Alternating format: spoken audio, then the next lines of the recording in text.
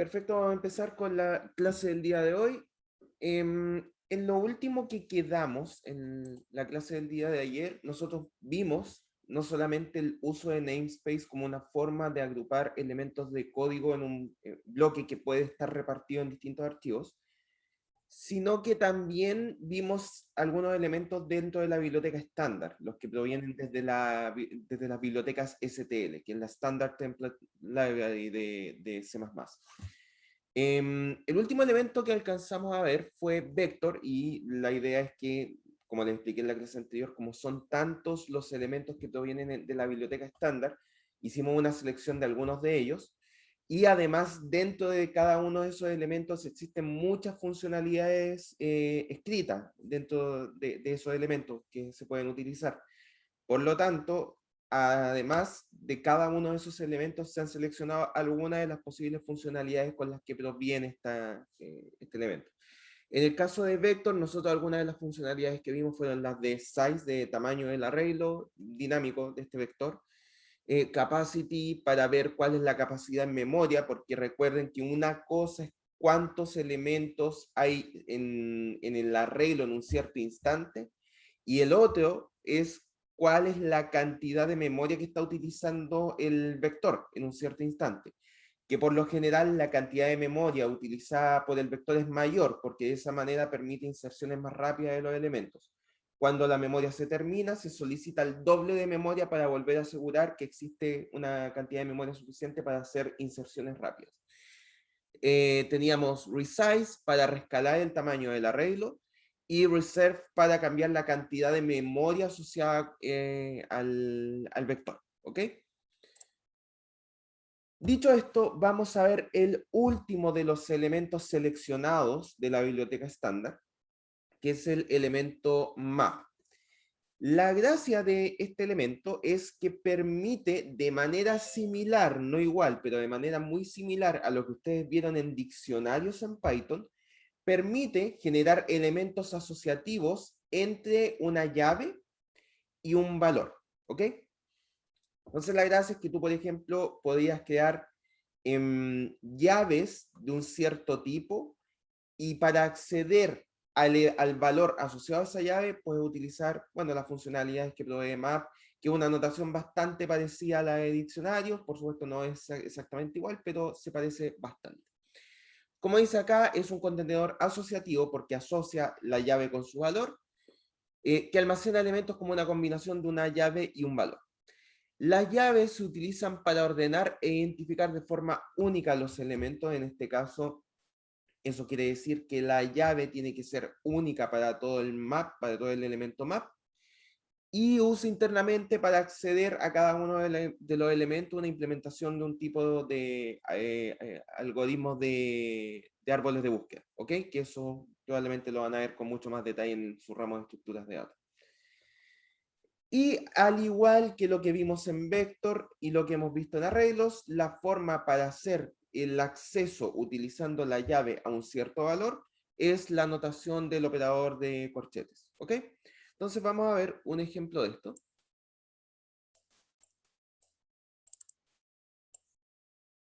Vamos a irnos acá. Déjenme aprovechar de dejar el chat por acá por si en algún momento nos hace alguna consulta. Y lo que vamos a hacer acá es crear una carpeta y le vamos a llamar map. Y acá vamos a crear el archivo map.cpp.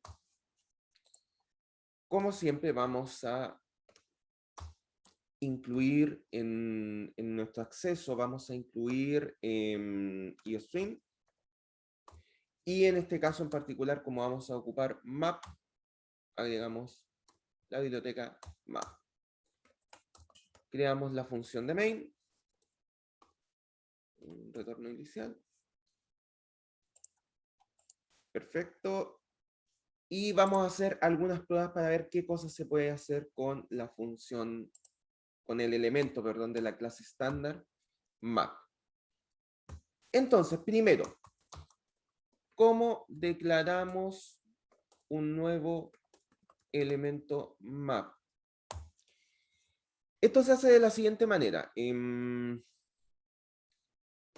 Recuerden que map pertenece a la biblioteca estándar, por lo tanto está dentro del namespace std, al igual que todas las cosas que hemos visto. Por lo tanto, para crear un nuevo map tenemos que poner el nombre completo, si no ponemos el using namespace std en este caso.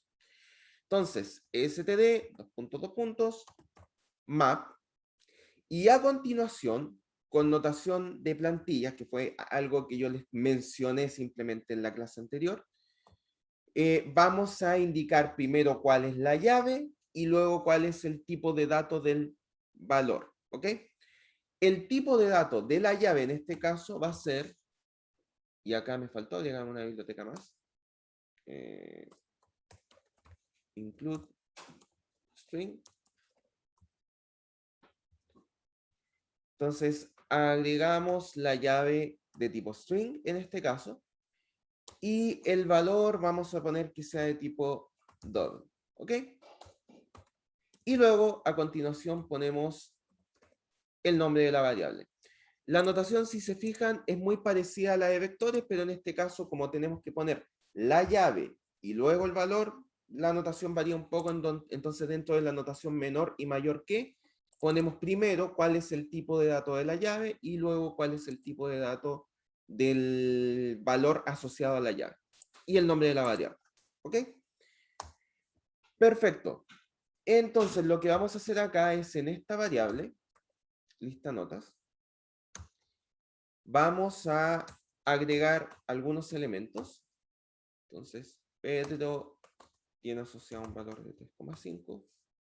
Acá estamos agregando elementos. Lista notas, Ana, 6.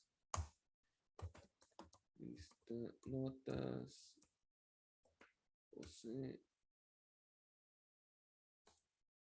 4,7. Y lista notas, María, vamos a poner 3,6.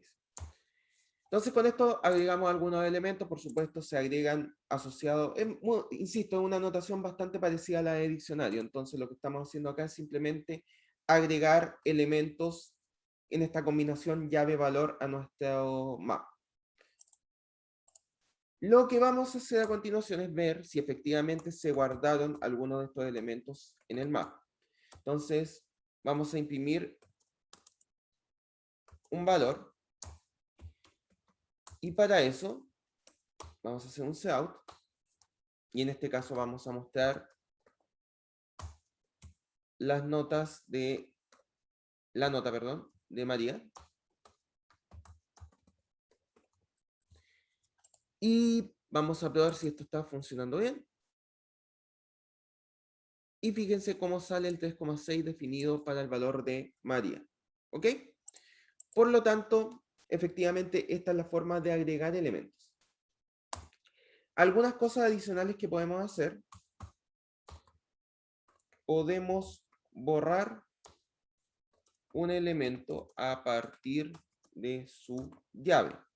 Entonces, por ejemplo, si quisiéramos borrar la nota de María, lo que tendríamos que hacer es, a partir de nuestra variable, llamamos a un método de esta clase, de la clase map, que se llama erase, ¿ya? Para borrar.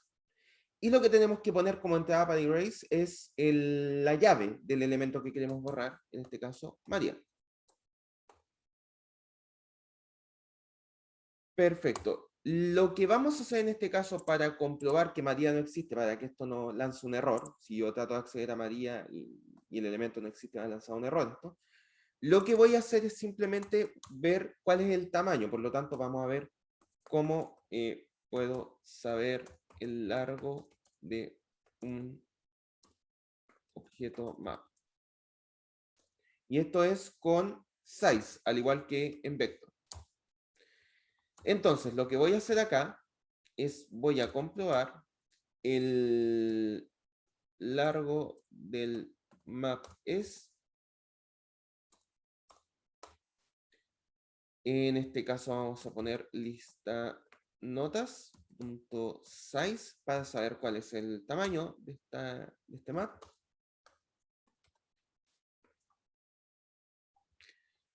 Por lo tanto, al borrarse el elemento María, deberían haber ahora 3 elementos. Vamos a comprobar si esto es correcto. Efectivamente, después de borrarse el elemento María, el largo en este caso del map es de 3 elementos. ¿Ok? Perfecto. No sé si hasta acá hay dudas.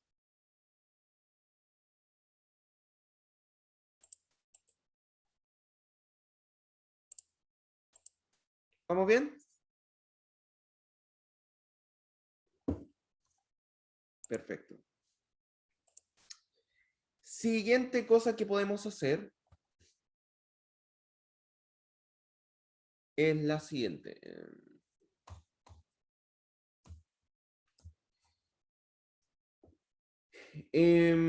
Vamos a buscar elementos dentro de un map. ¿Ok? Entonces, miren, voy a primero escribir el código, después vamos a conversar sobre él. La idea es la siguiente. Vamos a preguntar, por ejemplo, si dentro de lista notas, voy a anotar acá arriba lo que queremos hacer. Queremos buscar un elemento dentro de map a partir de su llave. ¿Ok? Queremos buscar, porque fíjense que si yo trato de acceder a un elemento del map que no existe, eso me va a lanzar error. Entonces yo lo primero que quiero saber es si el elemento existe o no. ¿Ok? Entonces miren, para buscar un elemento dentro de map, se nos provee un método de la clase map que nos permite buscar, que es este. Find. ¿Ok? Entonces lo que quiero hacer es lo siguiente. Quiero buscar si por casualidad existe algún elemento con llave Juan. Si se fijan, en este caso no existe. Lo que nos va a retornar esta función, ejecutar esta función, y de hecho lo vamos a hacer acá, es lo siguiente, miren. No, no lo voy a mostrar todavía porque los voy a enredar. Retorna un elemento, que es un elemento que vamos a ver en unos minutos más, ¿ya? Pero retorna un elemento. Ese elemento me permite acceder tanto a la llave como al valor que está asociado a esa posición. Si yo, por ejemplo, encuentro a Juan dentro de los elementos del map, puedo acceder a ese elemento a partir del retorno de la función find, del método find. El cómo lo vamos a ver a continuación, ¿ok? Lo primero que quiero hacer en este caso es simplemente hacer esta búsqueda, ver si existe qué pasa si no existe el elemento, ¿ok? Entonces, lo que vamos a hacer es, si el proceso de búsqueda de Juan me lleva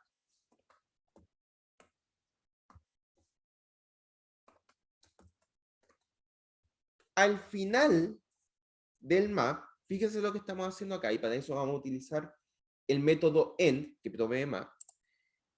Si la búsqueda de Juan me lleva al final, es decir, luego del último elemento de map, quiere decir que el elemento no se encontró. ¿Ok? Por lo tanto, vamos a mostrar un mensaje acá que diga Juan no se encuentra.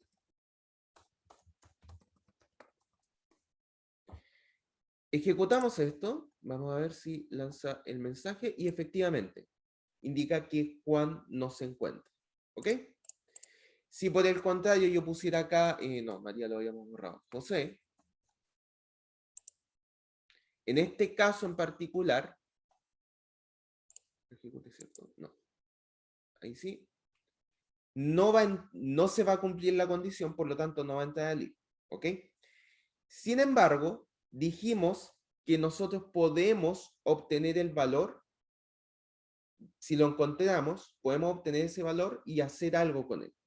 Y acá es donde voy a introducir un nuevo concepto, acá en C++, que es el concepto de iteradores. ¿Ya? Vamos a partir de algo más sencillo. Cuando tú tenías un diccionario, tú hacías, en Python, tú hacías algo como lo siguiente, ¿cierto? Lista, vamos a utilizar el mismo ejemplo, ¿cierto? Lista notas, y tú creas tu diccionario y decías, ¿qué notas tenían acá? Pedro es 3,5. Ana José sería Ana José María. Y las notas serán 4,6, 4,7 y 3,6. ¿Ya? Simplemente para que visualicen los elementos. Perfecto. En este caso tenemos creado, de hecho lo puedo hacer de otra manera más directa. Vamos a hacerlo así.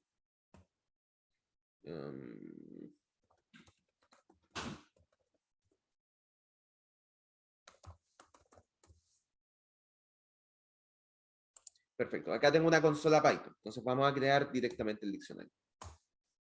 Ahí tengo el diccionario, por lo tanto, tengo lista, notas en ese lugar. ¿Cómo lo hacían ustedes cuando querían recorrer los elementos de un diccionario? También aplica a ¿cómo se llama? A listas, ¿cierto? Aplica a tuplas, etc. Lo que hacían ustedes era lo siguiente. Ustedes escribían un for y, por ejemplo, una de las posibilidades para recorrer un diccionario era poner el nombre del diccionario, punto item, ¿cierto? Y eso en cada iteración les iba, bueno, acá tendría que poner, ya que es item, sería k.v.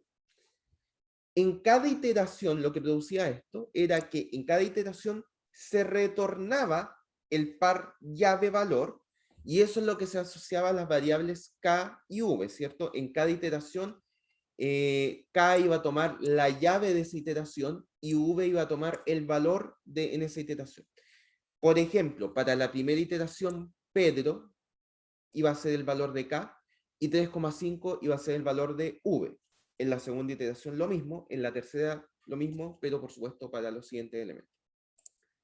Y si nosotros mostrábamos esto con un print, K.V, por ejemplo, siga mostrando en cada print el elemento que estaba en ese momento. ¿Okay? Esto es lo que hacían ustedes en Python. Hasta el momento no han visto una forma equivalente de hacer lo mismo en C++, porque la única forma que han visto para recorrer elementos agrupados ha sido con este for de acá, que es utilizando un índice, ¿cierto? For int igual a 0, hasta ahí menor que, voy a ponerlo así, solamente índice, y más, y luego con este índice lo utilizaban para el arreglo en la posición i y con eso hacían algo. ¿Ok? En C++ se ofrece una forma distinta de hacer este recorrido. Por ejemplo, en el map, esto también se puede aplicar a vectores, por supuesto. Una forma distinta de recorrer que es a través de lo que se llaman iteradores. Cuando tú hacías esto en Python, lo que tú ibas generando en cada iteración era un par de elementos KV. Lo que queremos en C++, es como no podemos hacer esto directamente, es crear un tipo de dato, una variable de un tipo de dato, que en cada iteración me permita almacenar, para el caso de map, la llave y el valor. ¿Ok? Eso es lo que quiero hacer. Entonces voy a mostrarles la notación. Primero, cómo creamos esta variable de tipo iterador y cómo la utilizamos para recorrer el elemento mapa. ¿Ok? Entonces, primero, lo que vamos a hacer es crear la variable de tipo iterador. Una variable de tipo iterator para recorrer el mapa. ¿Ok?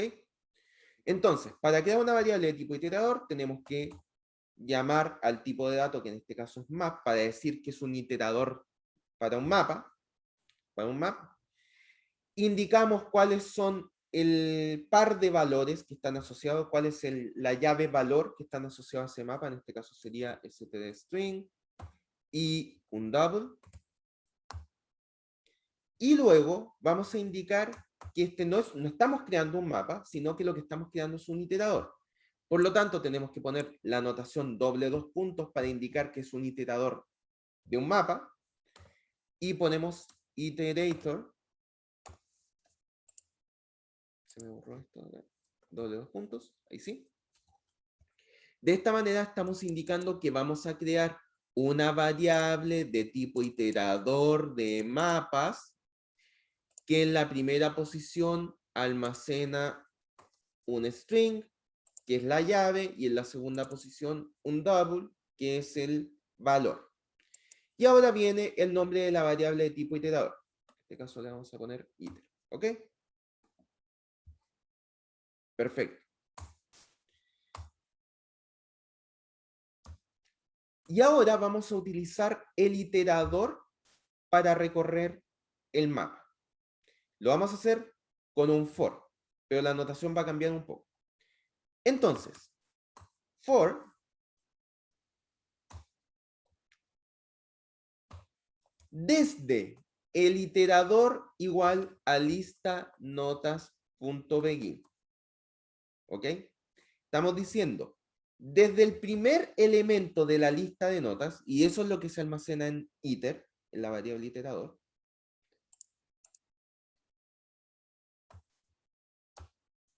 y mientras iter sea distinto de lista notas.end, desde el inicio del map, hasta el final del map, recorro el mapa avanzando de un elemento en un elemento. Eso es lo que estamos diciendo ahí.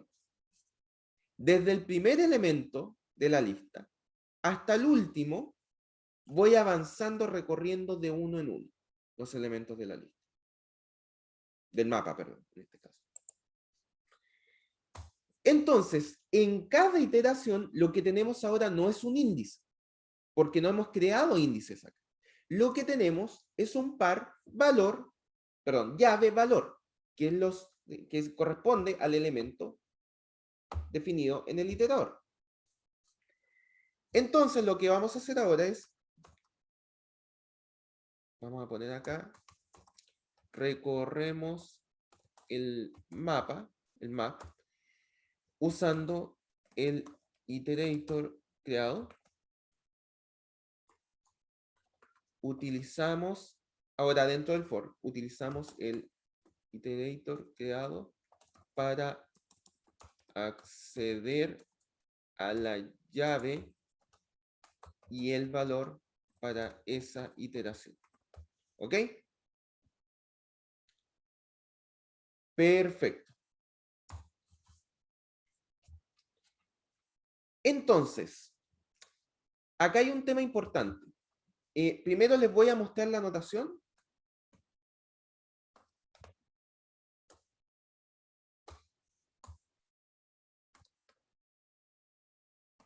Y vamos a hablar de ello. Vamos a poner un mensajito acá.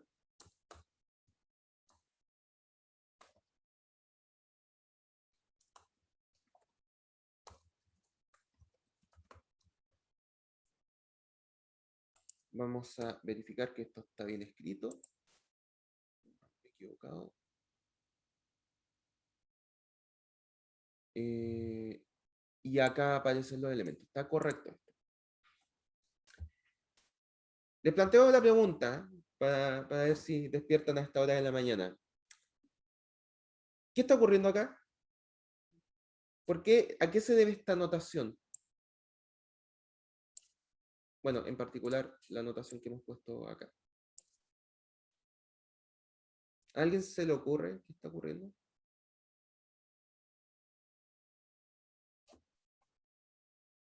No sé si hasta acá hay preguntas, por supuesto. Ustedes me dicen.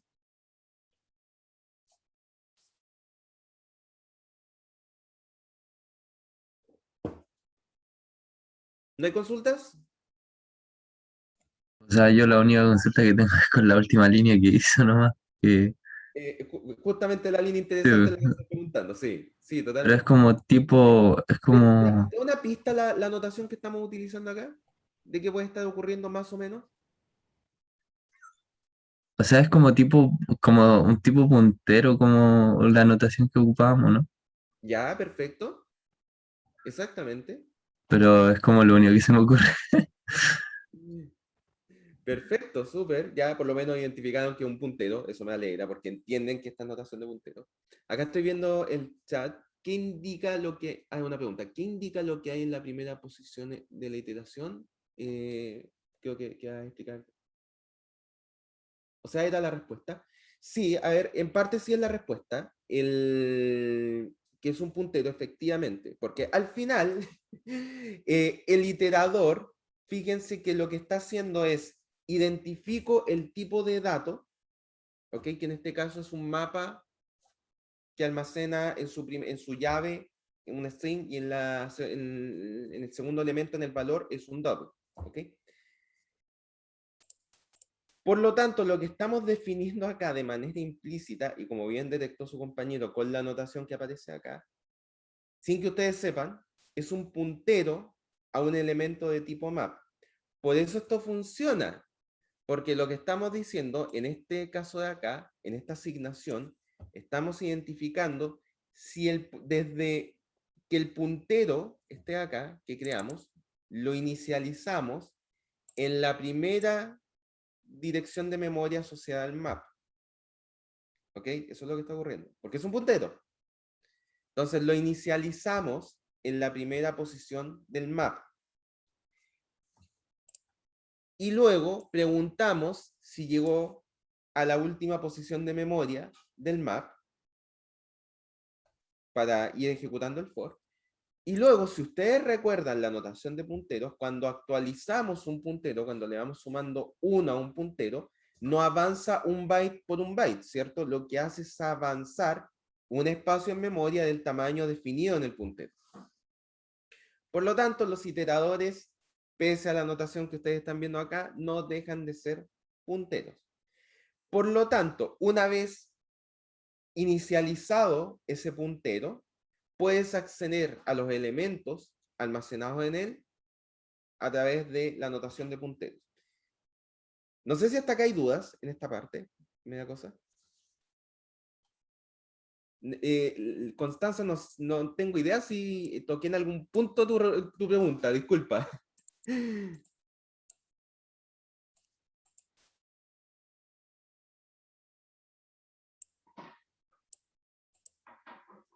Ok, no hay problema, no hay problema. Pueden hacer las preguntas que quieran en todo caso. Si hay algo que no esté claro, me van avisando.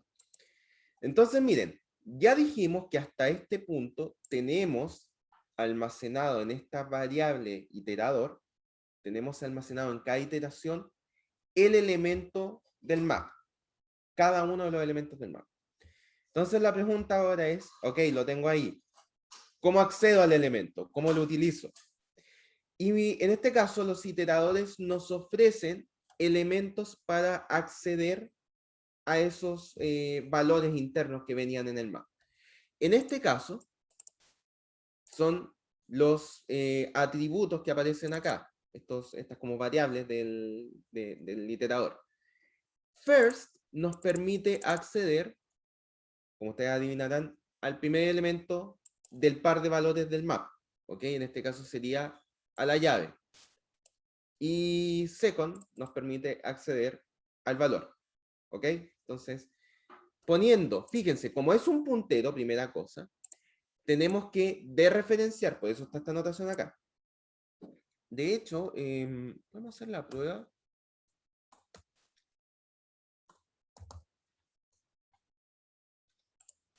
Esto acá, guardar.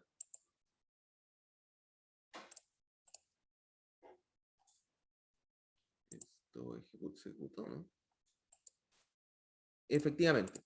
De hecho, se los pongo con la notación más compacta, ¿cierto? También funciona. Porque lo que hace esta notación, recuerden, es tomo el puntero, lo dereferencio para acceder al elemento, y luego a partir de eso puedo acceder con la notación normal, ¿cierto? Que es con la notación de punto para acceder a métodos y atributos de ese puntero. Y eso lo puedo escribir de manera más compacta con la notación de flecha, ¿cierto? Guión mayor. Entonces, cualquiera de las dos notaciones son válidas. Entonces, con first estamos accediendo a la llave y con second estamos accediendo al valor. Y con esto tenemos, por supuesto, guardando las proporciones, una notación similar a la que ustedes utilizaban en Python para recorrer diccionarios, pero en este caso en map. ¿Ok? Profe, Y dime. entonces se podría hacer como, bueno, no sé, como más largo, o sea, como tener la llave y dos elementos más. En Se el podría. Creo que en el caso de Map eso no te lo permite. Habría que ver la documentación si permite más elementos. Podemos hacer la prueba ahora si quieres para salir de la duda. Um, Me parece que no lo permite por plantilla. Um, claro, en este caso, no tiene sentido esto. Porque tendríamos que, tú puedes hacer, mira, esto sí tú puedes hacerlo perfectamente. O sea, efectivamente, al momento de escribirlo me di cuenta que no se puede. Lo que puedes hacer sí es lo siguiente, si tú quisieras tener dos valores asociados a una llave. ¿A alguien se le ocurre? A ver si piensan lo mismo que yo. ¿Qué puedo hacer para agregar dos valores asociados a una llave?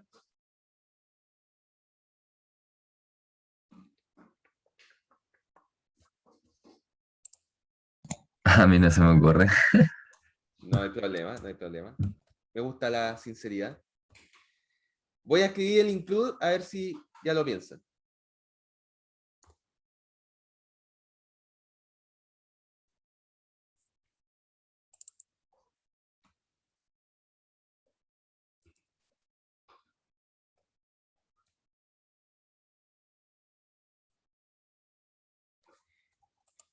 Una forma sería, claro, Juan dice que con notación tipo de arreglo, esa notación que está poniendo, si me permite Juan, la voy a copy-pastear para que la vea el resto también, que me lo mandó por mensaje directo.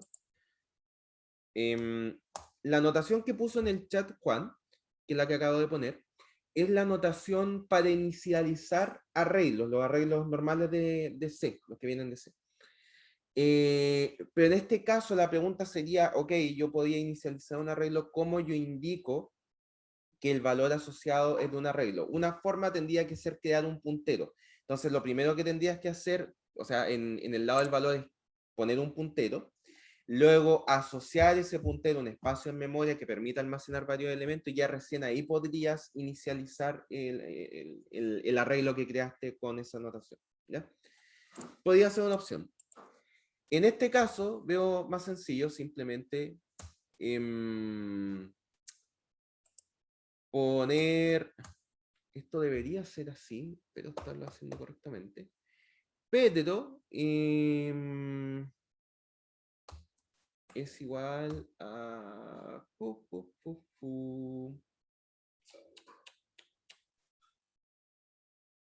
Creo que el vector también se puede inicializar así. A ver, déjenme hacer una pequeña prueba. Son los temas de notación. 2, 4. Ahora que lo pienso, voy a tener que borrar todo acá.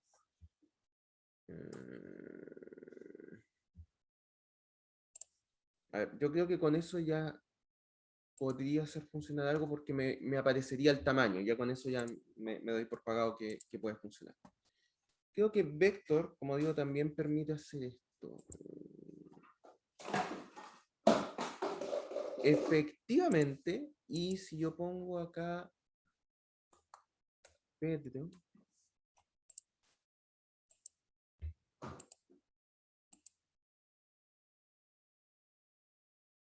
lista. ¿Hay algún error acá? Ah, claro, porque estoy poniendo el vector completo. Ya. La posición 0. ¿Funcionará ahí?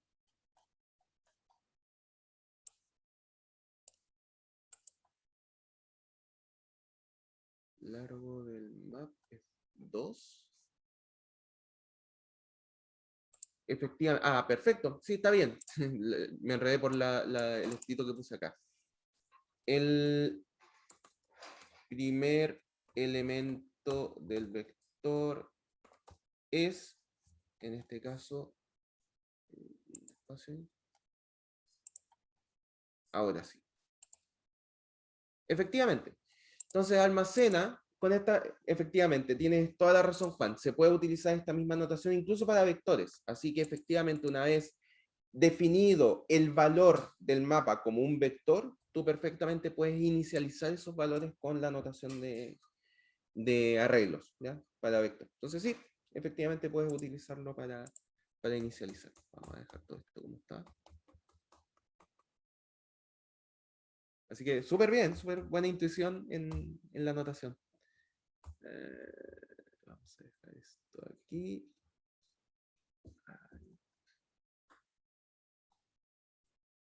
Perfecto. Creo que está bien ahí, ¿o no? Sí. ¿Alguna otra consulta hasta acá?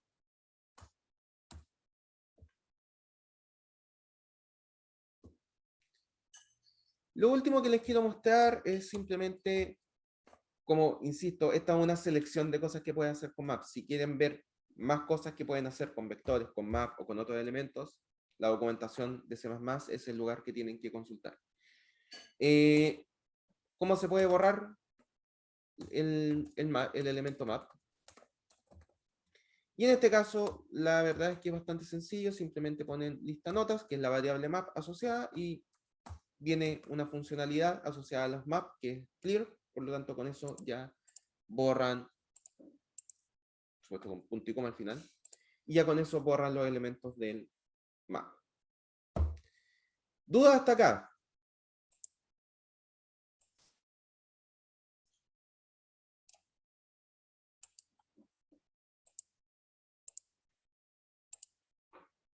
Perfecto. Este de acá es el último elemento que, insisto, vamos a ver durante este curso. Tuvimos que hacer una selección. Vuelvo a insistir en que existen muchos tipos de datos más que provienen de la biblioteca estándar, los cuales pueden revisar, y ya con estas intuiciones de los elementos que ya hemos visto, debería serles un poco más sencillo tratar de entender cómo funciona el resto. Sin embargo, por mencionar algunos adicionales, como dice acá, dentro de la clase STL existen muchos más contenedores y funcionalidades de las presentadas, y algunas de las funcionalidades que no estamos presentando en el ramo, pero que podían buscar, es, por ejemplo, set, que es un conjunto ordenado que provee operaciones de conjuntos a los elementos que lo integran. El stack, que implementa una pila de tipo LIFO, en donde el último que entra es el primero que sale, es decir, cuando tú vas agregando elementos al stack, el primero que sale, cuando tú empiezas a sacar los elementos, es el último que entró. Eso quiere decir LIFO.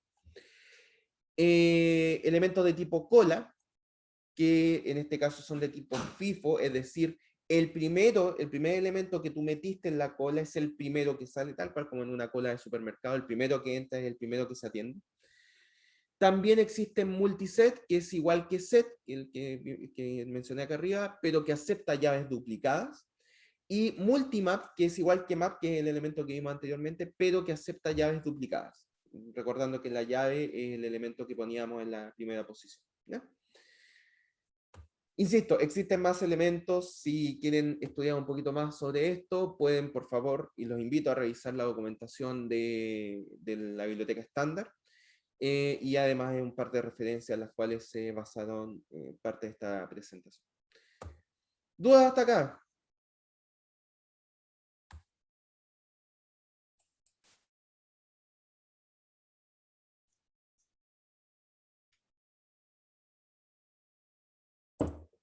¿Hay consultas? ¿Está todo claro? Ya, perfecto. Entonces, los invito cordialmente a que nos despidamos de nuestro amigo Visual Studio Code porque vamos a dejar de utilizar este IDE, porque a partir de ahora vamos a entrar en la materia de Qt. Eso no quiere decir, ojo con lo que voy a decir, eso no quiere decir que no puedan utilizar su querido IDE Visual Studio Code o el IDE de su preferencia para la sección que vamos a ver ahora. Pueden utilizarlo, pero nosotros no lo vamos a recomendar porque realmente cuando tú utilizas bibliotecas Qt es mucho más sencillo utilizar el IDE que te provee Qt. Sobre todo para lo que tiene que ver con elementos gráficos. Si tú simplemente vas a utilizar las bibliotecas de Qt para hacer programas en la terminal, realmente no es una obligación muy grande tener que utilizar el IDE de Qt, pero la verdad que como en este caso vamos a hablar de elementos gráficos, vamos a utilizar el IDE que nos facilita la vida en esta línea, ¿ya? Entonces, en este momento nos despedimos de Visual Studio Code y empezamos a hablar de Qt. Voy a empezar a darle una pequeña introducción de Qt primero. Vamos a abrir acá la presentación.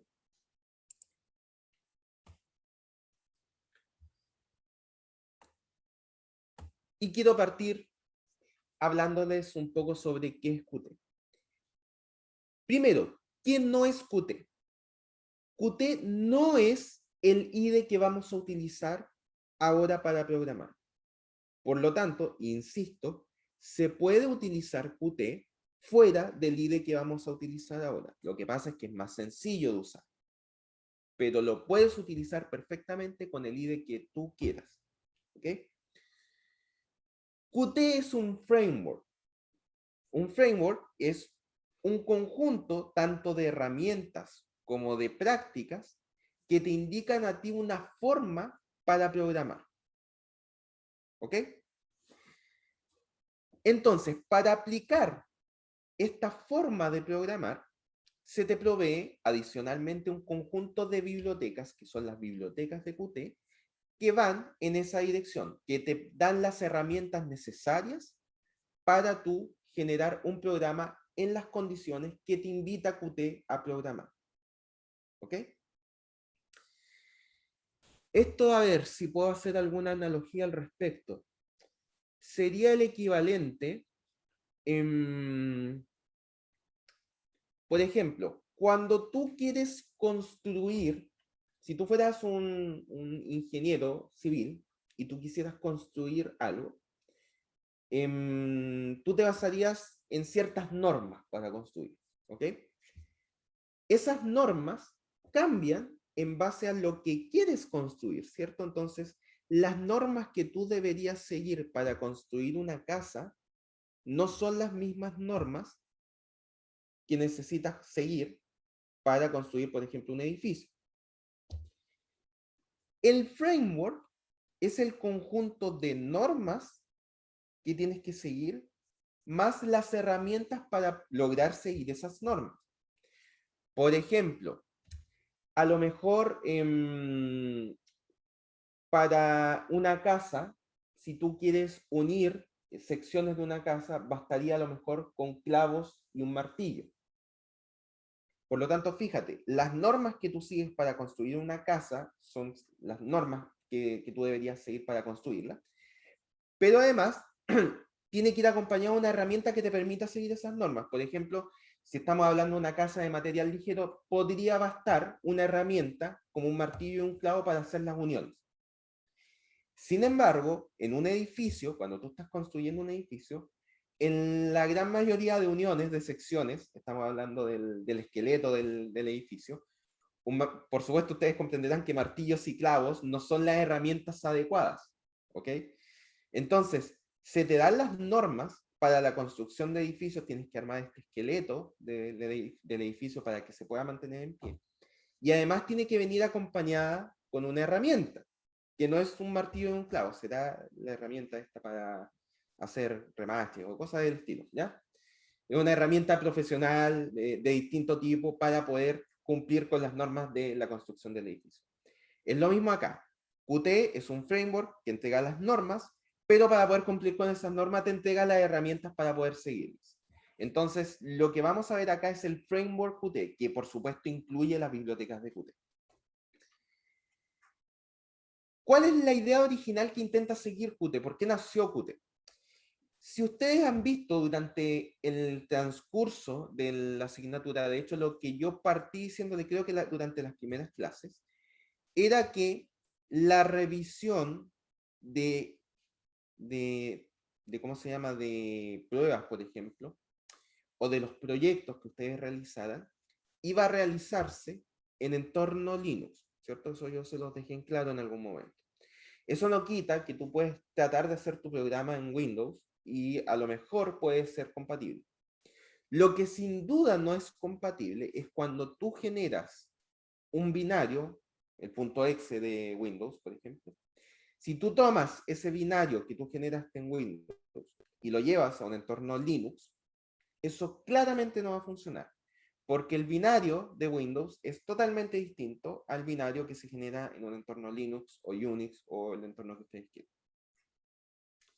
Eso quiere decir que cada vez que tú compilas y generas el ejecutable de un programa, dependes de la plataforma en la que estás para que funcione. Esto se quiere evitar dentro de lo posible utilizando Qt. Por lo menos la parte que quiere evitar Qt es que en el caso de las bibliotecas, cuando tú generas un programa en Windows o en Linux, hay algunas bibliotecas que son exclusivas de esos entornos. Entonces puede haber una biblioteca que te funcione en un entorno Linux y no funcione en Windows. Entonces no hay compatibilidad. Qt quiere solventar ese problema. ¿Ok? Por lo tanto, lo que nos va a permitir un desarrollo con bibliotecas Qt es crear códigos que funcionen en múltiples plataformas. En este caso en particular, yo me he centrado en los entornos de desarrollo que ustedes probablemente están utilizando, que pueden ser sus computadoras Windows, computadoras con a lo mejor alguna distribución de Linux, o a lo mejor si alguno de ustedes tenía o tiene Mac, su entorno Mac.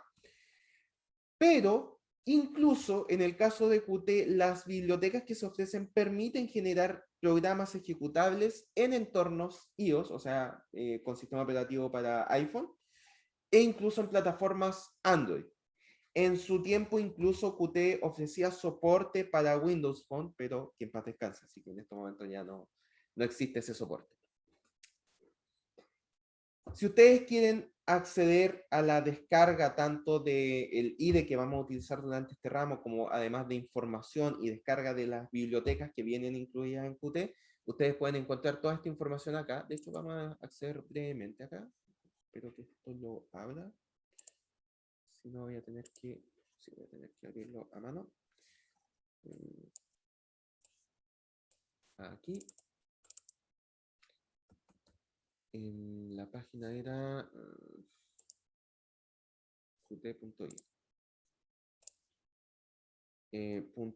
.qt.io.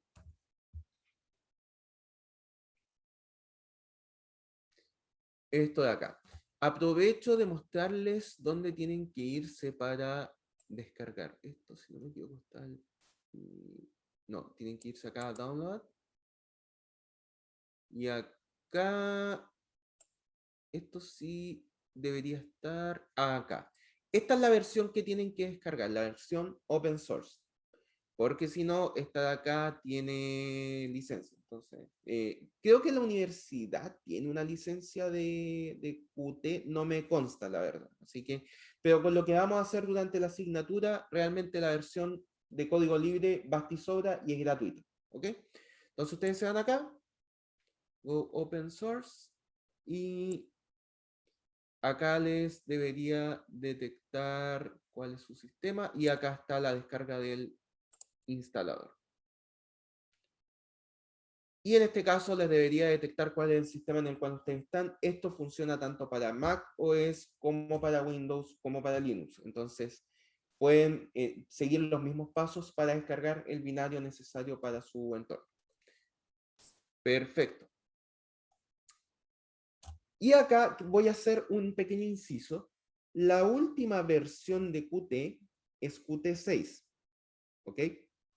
Sin embargo, la versión de Qt 6 salió hace pocos meses. De hecho, no, miento, creo que salió a finales del año pasado. Está muy reciente. El problema que tiene eso, a pesar de que es una versión estable, lo que ocurre es que Qt, como conjunto de bibliotecas, depende no solo de las bibliotecas que se generan dentro del equipo de desarrolladores de Qt, sino que también hay un conjunto de bibliotecas que son externas a Qt, que son las bibliotecas de terceros.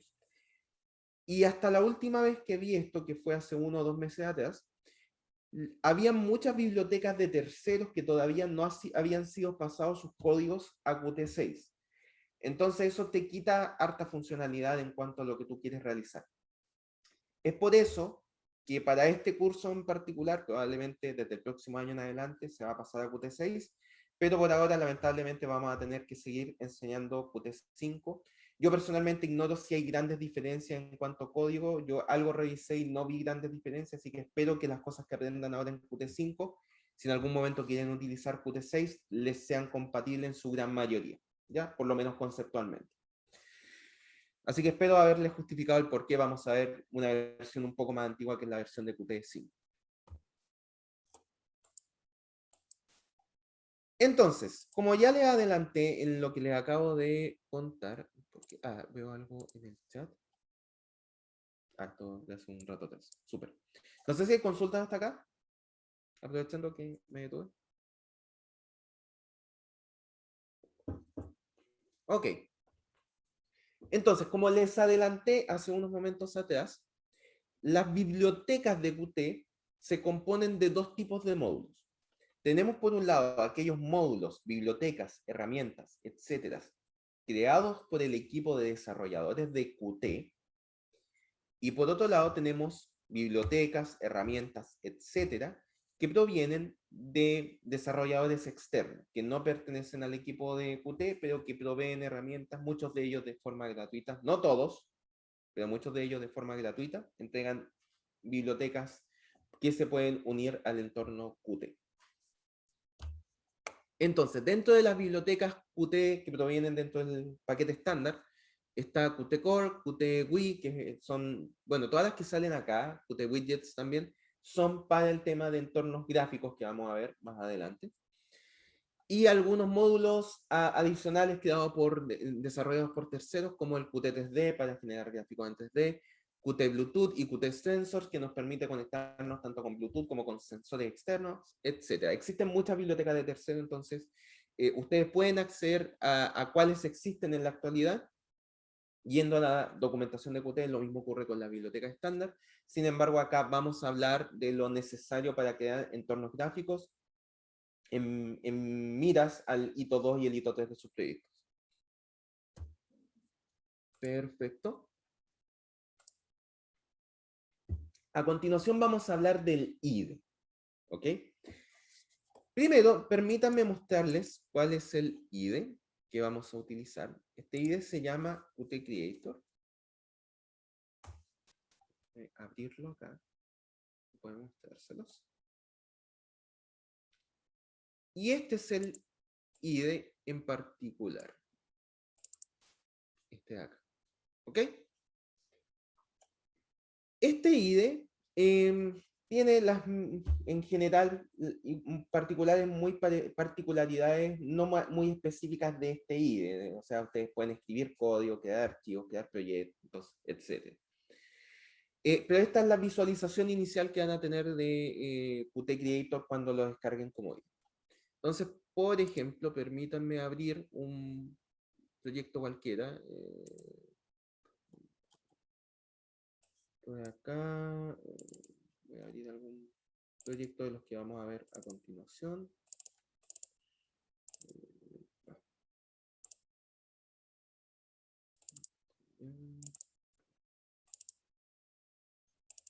Aquí. Ejemplos. Y vamos a abrir acá, por ejemplo. O sea, bueno, este de acá. Puede ser. No, este no. Este es el de que vamos a hacer, ¿cómo se llama? una actividad en base a este proyecto, así que no se los voy a mostrar. Tenemos una especie de taller para que ustedes aprendan a utilizar Qt, entonces esto es lo que quiero utilizar dentro del taller. Perfecto. Este de acá, por ejemplo. Entonces, miren, en este caso estoy abriendo un proyecto Qt que ya existe. Por lo tanto, lo que me dice acá, que como no lo creé yo desde cero, este es un proyecto que yo copié desde otro lado, me dice que se tienen que generar las configuraciones para este proyecto. ¿Ok? Entonces, como este proyecto que yo voy a abrir ahora está desarrollado en Qt 5, voy a indicar que las configuraciones se desarrollen en Qt 5. Configuramos y vemos acá están los archivos asociados con el proyecto. Luego, por supuesto, vamos a explicar detalles del código que aparece acá. Y vamos a ejecutar esto y vamos a ver que lo que hace este proyecto en particular, bueno, ahí está haciendo el proceso de compilación. Este proyecto en particular lo que hace es mostrar un gráfico, ¿ok? No más que eso. Entonces, lo que quiero hacer en este caso es primero mostrarles este IDE como tal. Entonces, en estas secciones donde ustedes van a escribir los códigos, en esta parte de acá, ustedes van a tener acceso a los archivos asociados a un cierto proyecto. Qt es un entorno asociado a proyectos, por lo tanto, ustedes tienen que crear un proyecto Qt para poder utilizarlo. En esta vista acá simplemente aparecen cuáles son los archivos que tienen abiertos por si quieren acceder a alguno de ellos después de abierto. Y este IDE en particular tiene la posibilidad de, por supuesto, escribir su código, tiene un poco de autocompletado, etc. Pero fuera de eso tiene las notaciones que ustedes ya más o menos han visto en C++. Entonces, como dice acá, Qt al ser un conjunto de bibliotecas, pueden ser integradas en cualquier IDE. Puedes perfectamente utilizar las bibliotecas de Qt en Visual Studio Code, pero Qt Creator tiene algunas ventajas que son las que vamos a ver un poco más adelante en cuanto al apartado visual. Entonces, como dice acá, incluso es posible compilar programas Qt sin el IDE. De hecho, hay un comando que cuando tú descargas Qt, se te agrega un comando que es el qmake. Qmake probablemente les sonará parecido a make, si ustedes han visto los makefile, y eso no es coincidencia. Qmake es un programa que permite a partir de un archivo de configuración de Qt generar archivos makefile para tu sistema, automatizado. Entonces, tú puedes perfectamente compilar sin la necesidad del IDE, simplemente utilizando el comando qmake. En el caso particular de Qt Creator, es un IDE, como dice acá, multiplataforma. Entonces, primera ventaja, que no todos los IDEs lo tienen, que puede funcionar de manera, de buena manera en entornos Linux, Mac o Windows. Y está orientado principalmente a gráficas a generación de gráficas fácilmente utilizando la biblioteca de desarrollo que provee Qt. Entonces te permite generar bibliotecas desarrollos con bibliotecas gráficas con relativa facilidad.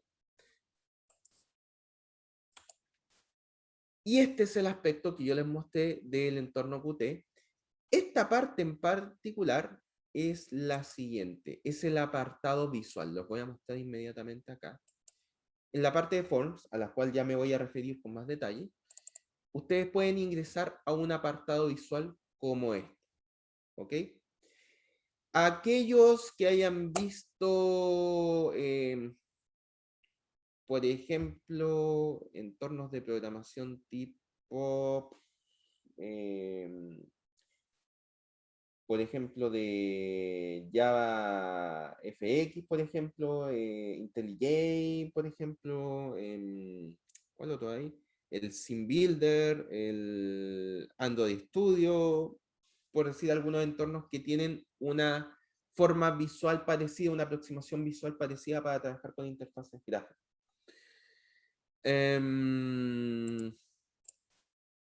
Basic, creo que también Visual Basic, también creo que trabaja con un apartado parecido en alguna parte. ese no me consta tanto, pero existen varios CIDEN que trabajan en el apartado visual de esta manera. Este, por supuesto, está orientado a Qt. Entonces, respecto a Qt Creator, está compuesto por el editor de texto. El editor de texto es el que aparece acá. Este de acá, que es el que te permite escribir código finalmente. Como dice acá, provee varias funcionalidades como autocompletado, revisión de sintaxis, indentación automática, etc. Y el Qt Designer, que es para creación de interfaces gráficas sencillas, que es lo que queremos hacer en este ramo. Y también existen otras funcionalidades, como funcionalidades de debug para resolución de errores, conexión con sistemas de versionamiento como Git, que es el que están utilizando ustedes en el ramo, pero también está la posibilidad de conectarse con otros como SVN, entre otros. Respecto al Qt Creator, el apartado de diseño de interfaces gráficas, que es este de acá, contiene los siguientes elementos. Este de acá. Entonces, en el centro tenemos el apartado visual, es decir, tenemos una aproximación de qué es lo que vamos a ver por pantalla. De hecho, esto va a ser más sencillo si yo se los muestro con un nuevo proyecto. Entonces lo que vamos a hacer acá, primero vamos a crear un proyecto Qt, y yo les voy a ir mostrando cómo podemos hacer cosas interesantes con esto. Entonces, miren, vamos a crear una aplicación Qt con Qt Widgets, que es el conjunto de bibliotecas que nos permite generar aplicaciones gráficas de desktop, en este caso para escritorio. Si nosotros no queremos crear una aplicación con elementos gráficos, simplemente podemos crear una aplicación de consola Qt, pero en este caso sí queremos crear con elementos gráficos, por lo tanto vamos a utilizar Qt Widgets. Escogemos, vamos a escoger una carpeta en la cual guardar esto. Aquí.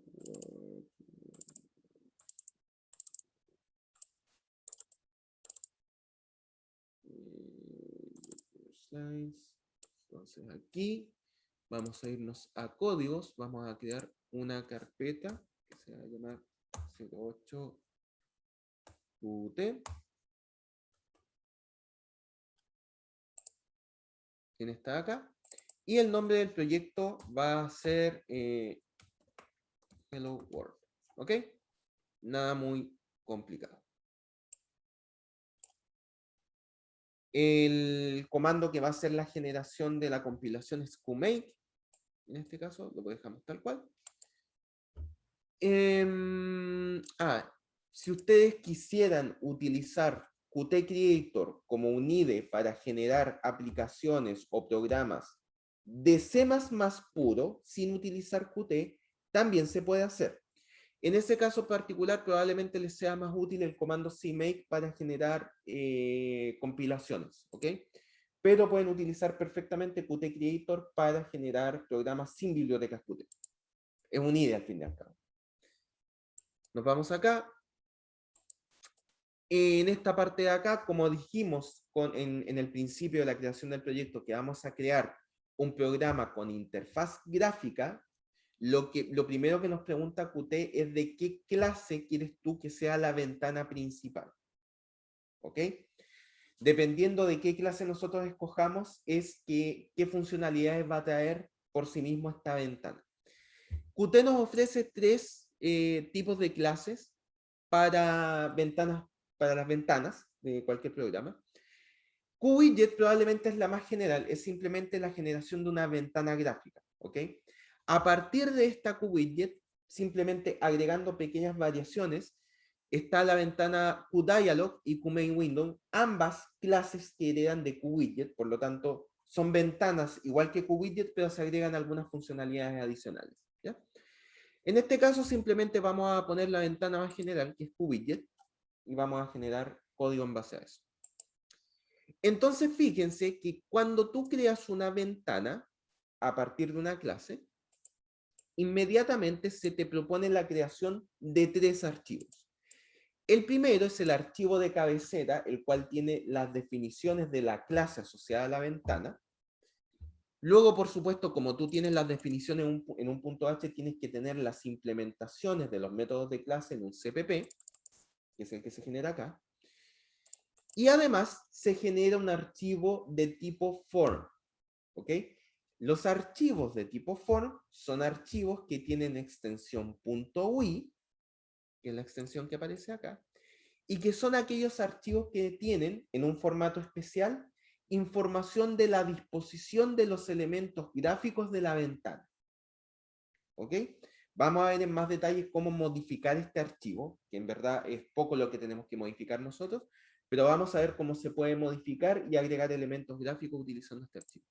Lo que tienen que saber es que por cada ventana que ustedes creen, se les va a generar un archivo .h, un .cpp, y además el archivo de tipo form, que es el que tiene la información gráfica de esa ventana. Le damos siguiente. Acá Qt te ofrece una opción adicional para si tú quieres hacer tu programa compatible con múltiples lenguajes, español, inglés, francés, etc. Lo puedes agregar acá, está la posibilidad. Archivos que son con extensión .ts, que son los que se utilizan para ir manejando las traducciones. En este caso, como es un Hola Mundo, simplemente no lo vamos a hacer. Y luego tenemos que indicar con qué entorno queremos trabajar. En este caso, como yo en particular voy a trabajar con Qt5, vamos a indicar que se generen las configuraciones para Qt5. Y le damos siguiente. Si quisiéramos hacer la conexión con nuestro entorno Git, este es el lugar donde lo podemos hacer. Sin embargo, en este caso no voy a hacer una conexión porque simplemente estoy haciendo un hola mundo, así que por lo tanto no voy a agregar nada. Y le damos finish y se genera este nuevo proyecto. Este de acá. Vamos a cerrar este. Finish project, aquí está. Do not save. Perfecto. Si yo, sin escribir ninguna línea de código más de lo que ya está, yo le doy play a esto, ejecutar, fíjense que inmediatamente se crea una ventana.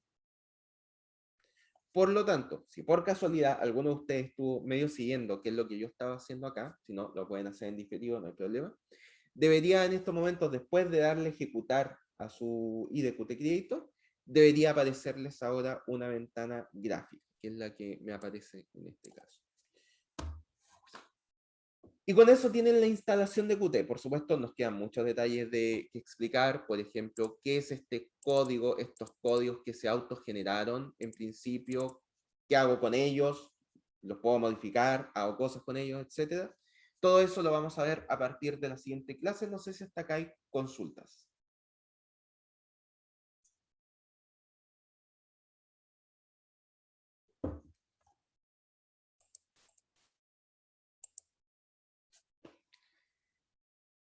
¿Todo bien, chicos?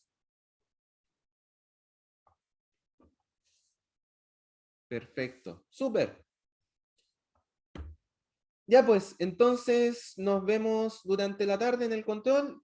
Que estén muy bien y que tengan un buen resultado, por supuesto, en su control. Que tengan mucho éxito. Nos vemos, que estén muy bien.